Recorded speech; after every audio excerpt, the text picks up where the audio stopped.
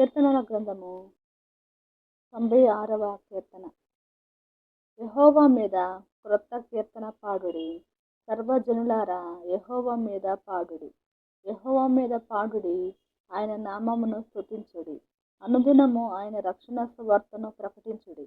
అన్యజనులలో ఆయన మహిమను ప్రచురించుడి. సమస్త జనములలో ఆయన ఆశ్చర్య కార్యములను ప్రచురించుడి. యెహోవా మహత్యము గలవాడు, ఆయన అధిక స్తోత్రము నొందదగినవాడు. సమస్త దేవతల కంటే ఆయన పూజనీయుడు. జనముల దేవతలందరూ బట్టి విగ్రహములే. యెహోవా ఆకాశ విశాలమును సృజించినవాడు. ఘనత ప్రభావములు ఆయన సన్నిధిని ఉన్నవి.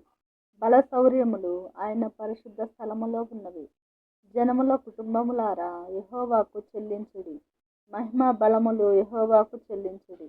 యెహోవా నామమునకు తగిన మహిమ ఆయనకు చెల్లించుడి. నైవేద్యము తీసుకొని ఆయన ఆవరణములలోనికి రండి. పరిశుద్ధాలంకారములు ధరించుకొని యెహోవాకు నమస్కారము చేయుడి.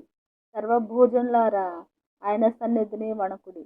యెహోవా రాజ్యము చేయుచున్నాడు. లోకము కదలకుండా స్థిరపరచబడి ఉన్నది.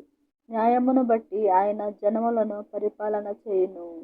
ఈ వార్తను అన్యజనులలో ప్రకటించుడి. యెహోవా వేంచేయుచున్నాడు. ఆకాశము సంతోషించునుగాక, భూమి ఆనందించునుగాక, సముద్రమును దాని సంపూర్ణతయు ఘోషించునుగాక.